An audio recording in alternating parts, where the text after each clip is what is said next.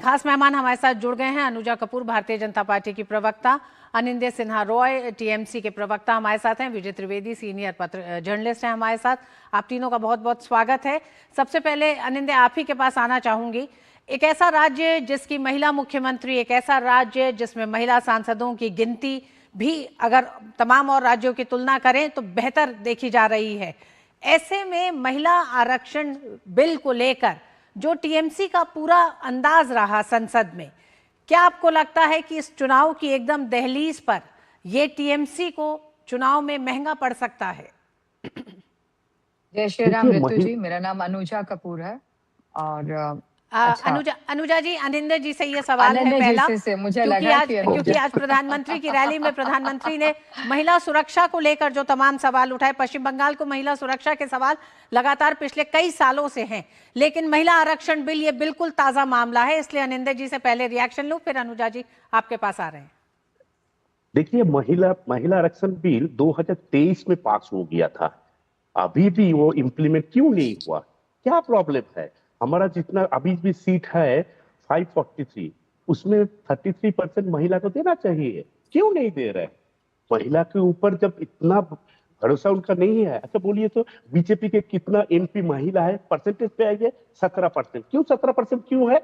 क्यों 33% टीएमसी का 50% है? क्यों बीजेपी का नहीं है? महिला बिल एक्चुअली सामने दिखा के वो लोग चाहते हैं कि डिमिलिटेशन करके सीट बढ़ा देना। महिला को लिए कभी भी बीजेपी और मोदी सरकार ने कभी भी सोचा भी नहीं। आज भी आप जाके देखिए मणिपुर में क्या हाल चल रहा है। अनिंद्य जी, 33% आरक्षण की बात एक लंबे समय से चल रही है महिलाओं को लेकर, पिछले 40 साल से। अगर इसको अमली जामा पहनाने की कोशिश की गई थी, मेरा सवाल सीधा ये है आपसे कि चुनाव में जाते हुए क्या आपको लगता है कि टीएमसी को इसका खामियाजा भुगतना पड़ेगा? टीएमसी के कुछ नहीं होने वाला है। सुनिए, टीएमसी महिला के ऊपर, महिला लोग जानते कि टीएमसी उसके कितना करीब है। महिला के संरक्षण के लिए टीएमसी हमेशा उनके साथ है, लेकिन हम बता रहे कि ये अभी चुनाव से पहले ये क्यों कर रहे हैं? 33% महिला जो आरक्षण बिल था वो तो 2023 में राज्यसभा और लोकसभा में तो पास हो गया था, वो इम्प्लीमेंट अभी नहीं क्यों नहीं हुआ? अभी भी इतना दर्द है महिला के ऊपर। तो मणिपुर में जब महिला को नंगा घुमाया था तब हमारा प्रधानमंत्री जी क्यों नहीं गया है? अनिंद्य जी, पश्चिम बंगाल में महिला सुरक्षा को लेकर जो तमाम सवाल है, महिला सुरक्षा को लेकर हाईकोर्ट, देखिए आप बार बार मणिपुर जाएंगे, हम पश्चिम बंगाल चुनाव की बात कर रहे हैं, महिला आरक्षण की बात कर रहे हैं, पश्चिम बंगाल चुनाव में महिलाओं की सुरक्षा की बात कर रहे हैं, आप बार बार मणिपुर लेके जा रहे हैं इस पूरी बातचीत को। तो इतना वक्त नहीं है, इसलिए मैं आपको टोक रही हूँ, आपको खराब लग रहा है। आप क्यों चाहते कि मणिपुर नहीं जाओ? ये भारत का हिस्सा नहीं है। क्यों नहीं बोलूं? मणिपुर पे जब चर्चा करनी होगी तब हम आपसे बात कर लेंगे। हम अभी पश्चिम बंगाल में महिलाओं की स्थिति पे बात कर रहे हैं। अनुजा जी, पश्चिम बंगाल के ठीक चुनाव में महिला आरक्षण के बिल को जिस तरह से सदन में एक तरह से समर्थन नहीं मिला किसी भी विपक्षी पार्टी का, और आज अपनी चारों रैलियों में प्रधानमंत्री बहुत मुखर होकर बोले हैं, आक्रामक होकर बोले हैं, और उसको सीधे सीधे जोड़ा गया किस तरह से पूरा पश्चिम बंगाल सरकार का एक रुख महिला सुरक्षा को लेकर, क्योंकि अभी तक महिला सुरक्षा को लेकर सवाल हाईकोर्ट से लेकर सुप्रीम कोर्ट तक तमाम मामले पहुंचे हैं। ऐसे में सवाल जो आपको लेकर उठ रहा है, टाइमिंग को लेकर भी उठ रहा है सवाल भारतीय जनता पार्टी पर। जय श्री राम। मैं बस इतना कहूंगी मेरे भाई, मैंने आप लोगों में नहीं बोला, मेरे में मत बोलना, मुझे बोलने दीजिएगा। ये एक बहुत ही खूबसूरत चीज है कि जब हम लोग डिबेट्स पर आते हैं या धरनों पे बैठते हैं तो भूल जाते हैं कि उनके खुद के बंगाल में क्या एट्रोसिटीज हो रही थी, कितने केसेस इस तरीके से सामने आए, और आपको पता भी है सुप्रीम कोर्ट और हाई कोर्ट तक वो केसेस पहुंचे हैं।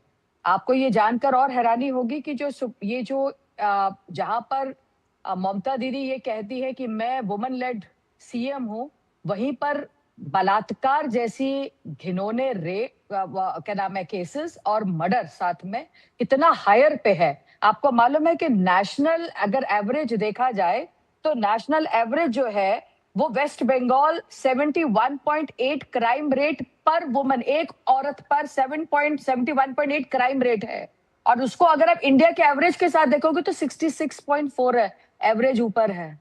आप समझ रहे हैं मैं क्या कह रही हूँ? वो अपने आप को कहती है कि मैं बड़ी बहन हूं, मैं तुम्हारी माँ हूं, तुम्हारी दीदी हूं।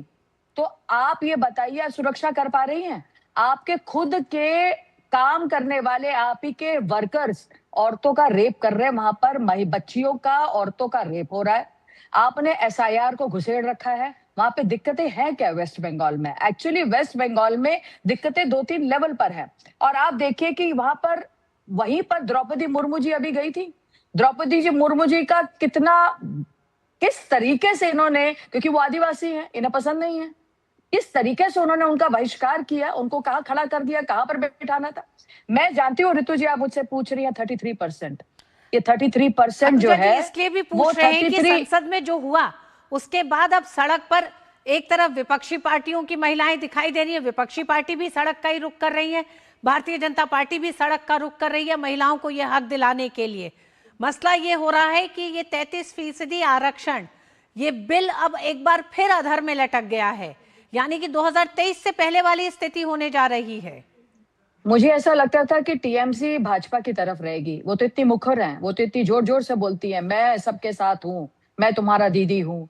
तो फिर वो दीदी कहाँ चली गई? दीदी कांग्रेस के साथ और इंडी ब्लॉक के साथ खड़ी हो गई, जो उनकी शक्ल तक देखना नहीं चाहती थी। आज उनके फेवर में जाकर आपने औरतों के ही अगेंस्ट जाकर कर दिया। ये आप बहुत जोर जोर से कहती है, हमारा लोकसभा में सबसे ज्यादा परसेंटेज, हमारा राज्यसभा में सबसे ज्यादा परसेंटेज। तो क्या बस उतना ही परसेंटेज चाहिए था क्या आपको? और अगर आगे आने वाले वक्त में जब डिलिमिटेशन होगा और आगे आने वाले में सेंसस होगा, तो आप कहाँ जाके बैठेंगे? आपको मालूम है, पहले जो सेंसस और डिलिमिटेशन होना चाहिए था, और जो डिलिमिटेशन जो अब यहाँ पर होता, वो डिलिमिटेशन 140 करोड़ के हिसाब से होना था। आपने डिलिमिटेशन होने नहीं दिया, और डिलिमिटेशन पहले फ्रीज कर दिया गया था। इन्हीं के दोस्त, इन्हीं के भाई राहुल गांधी की मदद। ठीक अनुजा जी, विजय त्रिवेदी जी भी हमारे साथ हैं। विजय जी 2023 से पहले महिला आरक्षण को लेकर जो चर्चाएं होती थी, 23 के बाद वो चर्चाएं थम गई थी, लेकिन क्या आपको लगता है 16, 17, 18 तारीख को जो हुआ, अभी तक ये तय हो रहा था कि 16, 17, 18 में कौन उसका श्रेय लेगा, लेकिन आज क्या आपको लगता है कि 48 घंटे बीत चुके हैं, अब ये देखना दिलचस्प हो रहा है कि किसको इसका नुकसान होने जा रहा है बड़ा? रितु जी, महत्वपूर्ण सवाल है। और पश्चिम बंगाल के चुनाव हो रहे हैं, 23 तारीख को वोटिंग है, 29 तारीख को वोटिंग है, तो उसमें बहुत साफ होगा कि किस तरह से हुआ। इसमें दोनों पार्टियों के साथ एक सवाल है रितु जी, कि जो टीएमसी 2023 में सितंबर में महिला बिल के साथ खड़ी रही, उसको क्या बड़ी आपत्ति हुई कि जो इस समय उनके साथ नहीं आई एग्जीक्यूशन के वक्त में, जब इम्प्लीमेंटेशन होना है, अमली जामा बनाना। इसमें महिला बिल नहीं रुका है, ये केवल उसका इम्प्लीमेंटेशन रुक गया है। आज की तारीख में महिला बिल तो कानून बन गया, अब उसका इम्प्लीमेंटेशन होना था। तो टीएमसी के पास क्या इस बात का जवाब है कि जो बिल 2023 में उन्होंने पास किया, उसमें 2026 में आकर क्या आपत्ति हुई कि वो उसके साथ खड़े नहीं हुए। और आपने भी जिक्र कर दिया, अनुजा जी ने भी जिक्र किया कि भाई टीएमसी के सांसद भी ज्यादा है, विधायक भी ज्यादा है, राज्यसभा में भी है, और अभी कैंडिडेट भी उन्होंने काफी दिए, 50-52 महिला कैंडिडेट दिए। दूसरी तरफ भारतीय जनता पार्टी में शायद अनुजा जी को अभी जानकारी रही या थोड़ा सा गड़बड़ होगा कि ये जो डिलिमिटेशन की बात हुई है, वो सेंसस 2011 को लेकर हो रही है, 2026 को लेकर नहीं हो रही अभी नए बिल में। ठीक है, पहली बात। दूसरी बात है कि बिल तो पास हो गया, क्या सरकार ने या भारतीय जनता पार्टी ने जो विपक्षी दल हैं उनके साथ कोई ऐसी कोशिश की थी कि वो आम राय बना सके? तो ये सवाल भी उनके पास होता है, और ये सवाल है कि चुनाव के बीच में क्यों लेकर आए। लेकिन प्रधानमंत्री की मंशा जब ये है कि वो चुनाव, मतलब महिला आरक्षण बिल लागू हो जाए, इम्प्लीमेंटेशन हो जाए उसका 2029 में, और यही मांग तो टीएमसी और सारे विपक्षी दल कर रहे थे 2023 में कि इसे 2029 से लागू कर दीजिए या जल्दी से जल्दी लागू कर दीजिए। तो जब सरकार उसको 2029 में लागू करने के लिए आ गई, तो मुझे तो जी मैं जवाब दूंगी। अनिंदर जी से पहले जवाब ले लें। अनिंदर जी, इसका जवाब जरूर। टीएमसी 23 में तैयार थी, 26 आते आते टीएमसी का मन क्यों बदल गया? क्या चुनाव एक बड़ा कारण है ये मन बदल जाने का? ऋतु जी, मेरे को बोलने दीजिए प्लीज, जनता सुन रहे हैं, बोलने दीजिए। एक बात है कि एनसीआरबी रिपोर्ट कह रहे हैं कि सबसे ज्यादा रेप होता है राजस्थान में। मैं नहीं कह रहा हूँ, एनसीआरबी रिपोर्ट कह रहा है सबसे ज्यादा रेप होता है राजस्थान। वो किसका है? बीजेपी, भाजपा का है। उसके बाद एमपी, उसके बाद गुजरात, उसके बाद पश्चिम बंगाल तो एकदम 12वें स्थान पे है। ये लोग बोल दिया, कहां से उनको डेटा मिलता है हमको समझ में नहीं आ रहा है। एक और एक चीज मैं बता रहा हूं, 2023 में जो बिल पास हुआ था 2026 में क्यों इसको इम्प्लीमेंट करना चाहिए था? 2023 में क्यों नहीं हुआ? 24 में क्यों नहीं हुआ? 25 में क्यों नहीं हुआ? अभी जब चुनाव एकदम सामने आ गया वेस्ट बंगाल का, तो क्या दिखाना चाहते हैं कि अभी इसको इम्प्लीमेंट करना है? एक और दूसरी बात यह है, पहले तो सेंसस होने दीजिए। सेंसस तो अभी होगा, 2021 का सेंसस हुआ, उसी का हिसाब को लेके अभी करके फायदा क्या है? क्यों करना चाहते हैं? इसके पीछे दूसरा कारण है, भाजपा महिला के लिए सोचते नहीं है। बोलते हैं हम महिला के लिए बहुत कुछ सोचते हैं, इसलिए जब महिला इसका जो महिला बोलते कि ब्रिजभूषण हमारा साथ गलत काम किया, वही ब्रिजभूषण को लेके हमारा प्रधानमंत्री जी, आदरणीय प्रधानमंत्री जी, उनको पास में बैठा के एमपी पार्लियामेंट पे सेशन कर रहा था। यही ब्रिजभूषण को, हमारा देश का बहना बोलकर उसके साथ गलत किया है, तब उसके साथ कुछ भी नहीं किया, कुछ भी बात नहीं बोला। जब हम देखा कि बिल्किस बानो के जब धर्षण किया था, अनिंदे जी, पश्चिम बंगाल के चुनाव का नतीजा क्या आप ये मानते हैं कि ब्रिजभूषण शरण पे तय होगा? पश्चिम बंगाल के चुनाव का नतीजा पश्चिम बंगाल की महिलाएं तय करेंगी। संदेश खाली पे वो तय करेंगी आरजीकर मेडिकल कॉलेज के मामले पर, वहां की महिलाएं और लड़कियां। क्या आप ये मानते हैं कि फर्स्ट टाइम वोटर्स राज्य के बाहर की घटनाओं को देखकर वोट करेंगे? हम आपसे इसलिए सवाल पश्चिम बंगाल पे कर रहे हैं। अनुजा आपके सवाल का रिवॉल्व कर दें, फिर मैं आपके पास आ रही हूँ। मेरे भाई, फिर मैं आपके पास आ रही हूँ अनिंदे जी। आप फिर बोल लेना। बोल दीजिए। हाँ जी, थैंक यू। तो मैं जो सिर्फ इस बात को जो आगे लेकर आना चाहती हूँ, एक और जो भाई साहब यहाँ बैठे उन्होंने कहा कि शायद मुझे जानकारी नहीं है 2011 की, उनको मैं जानकारी एक और दे देती हूँ। 2008 के अंदर टीएमसी जैसे लोग जो आज कांग्रेस के साथ गुट बैठ करके बैठे, उनसे ये सवाल इन्होंने पूछा, जिन्होंने इस पूरे बिल को लटका के रखा 2008 में मुलायम सिंह यादव के साथ, लालू यादव। उसके बाद 2009 के अंदर इन लोगों ने कहा जैसे ही बन जाएगा हम 100 दिन में पूरा कर देंगे। 2010 के अंदर राज्यसभा से पास हो गया। 2000 राज्यसभा से जब पास हो गया, उनके में भी तो हुआ ना, 2000 लोकसभा में पास ना करा पाए, क्यों? और उसके बाद क्या कर रहे थे? 2011 का सेंसस, ओबीसी की बात करनी शुरू कर दी इन सभी ने। अब ओबीसी की बात, जिसमें 2011 सेंसस में ओबीसी है ही नहीं। आप देखिए, नहीं मैं इसलिए ऋतु जी कह रही हूँ, कहने के ज्ञान बहुत है। आप ये देखिए, डिलिमिटेशन ये कराना ने आप देखिए, राजीव गांधी, सोनिया गांधी, इंदिरा गांधी की ही सरकार ने इसको फ्रीज करके गए। ये पूरी 1971 से ये चीजें को, हमारी कुर्सियां फ्रीज थी, इन्होंने पूरे डिमार्केशन को करने नहीं दिया, ये पूरी फ्रीज हो गई। आप 2011 के बाद के सेंसस की बात कर रहे हैं, आपने ओबीसी को कुछ करा नहीं। आपने सवाल उनसे पूछा, आज उनके साथ आप हैंड इन ग्लव है, उनके साथ आप उनके साथ खाना वाना खा रहे हैं, और आज अचानक से अनिंदे जी, आपकी सरकार ने तो मुसलमानों को ओबीसी का सर्टिफिकेट दे दिया, वो मामला कोर्ट तक गया, और कितने देखिए। मेरा नाम अनिंदो है, मुझे पूछा गया, आप बीच में मत बोलिए, सुन लीजिए। मुसलमान के ये देश का हिस्सा नहीं है, ये मुसलमान लोग ये देश का, उनका ये देश नहीं है। ओबीसी का आरक्षण नहीं आप दे सकते। ओबीसी का आरक्षण अपने आप तय करके नहीं दिया जा सकता। सुन लीजिए, ओबीसी ऐसे नहीं होते। और अगर वो सही होता तो कोर्ट उसे चैलेंज नहीं करता। अनिंदे जी, किसको ओबीसी करना है, किसको ओबीसी नहीं करना है, हम फैक्ट पे बात करें तो हाईकोर्ट उस पे आपत्ति क्यों करता? हाईकोर्ट ने क्यों आपत्ति दर्ज की? अरे सुन लीजिए, कौन ओबीसी होगा कौन नहीं होगा, ये हिंदू या मुस्लिम इसके ऊपर डिपेंड नहीं करता है, इसके ऊपर डिपेंड नहीं करता। ये देश जितना हिंदू का है उतना मुस्लिम का भी है। आपका मानना है कि हाईकोर्ट ने गलत आपत्ति की? विजय त्रिवेदी जी, लगातार पश्चिम बंगाल में जो कुछ घटनाएं सामने आती रही हैं, उसमें एक बड़ा मामला ये भी रहा, और इस पे हाईकोर्ट ने खुद संज्ञान लिया, इस पे हस्तक्षेप किया। अच्छा, आप ये भी सुन लीजिए, एनसीआरबी के रिपोर्ट के मुताबिक Calcutta is the safest place in the India। नहीं सर, आप गलत बोल रहे हैं, ऐसा नहीं है। आप अपने हिसाब से एनसीआरबी के डेटा निकलवा लो, बात ऐसा नहीं है सर।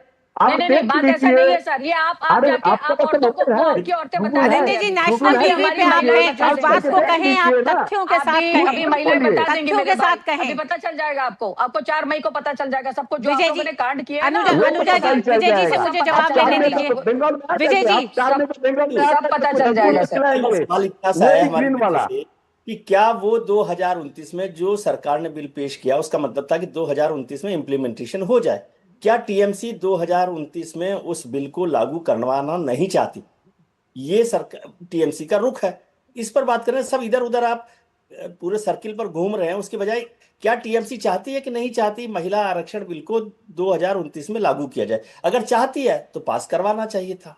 ये बेसिक सवाल है। देखिए मैं ये बता तो रहा हूँ, ये चाहते ये ही नहीं पहले थे ना तो मेरे भाई। सेंसेक्स होना चाहिए, पहले सेंसेक्स होना चाहिए। 2027 में सेंसस हमारा क्यों होगा? प्रधानमंत्री जी बोला नहीं नहीं, और नहीं होगा, सेंसस नहीं होगा। इसलिए नहीं, अरे सेंसस की सेंसस तो प्रक्रिया डिबेट जारी है, आप सेंसस की आपने प्रक्रिया क्या जारी है आनंदे आप जी। तो चाहते हो कि इस बिल को सेंसस मत लेकर हो। इस बिल को लेकर जो आश्वासन और जो सभी पार्टियों ने 2023 में तैयार हुए थे, 2023 में ये कहना था कि इसको लागू तुरंत किया जाए, नहीं तो 29 में लागू किया जाए। जी अनुजा जी। 2011 के बाद सेंसस 2000 आपके उसके 10 साल बाद होना था। 21 में नहीं हुआ, 26-27 में हो रहा है। जी क्यों नहीं हुआ? इसलिए क्यों नहीं हुआ? आप बताइए क्यों नहीं हुआ? कहाँ थे आप टीके लगवा रहे आप थे? बोले तो नहीं, आपको पता था ना कि पेंडेमिक में थे हम कि नहीं थे? नहीं, पेंडेमिक में थे कि नहीं थे? थे ना हम लोग। हाँ ठीक है। उसके बाद आप ही के 2023 में आप लोगों ने इस चीज को नहीं 2000 कांग्रेस में अनुजा जी और आनंदे जी, आप लोग राजनीतिक आरोप प्रत्यारोप करते रहेंगे। विजय जी, आप अपनी बात कहें। जी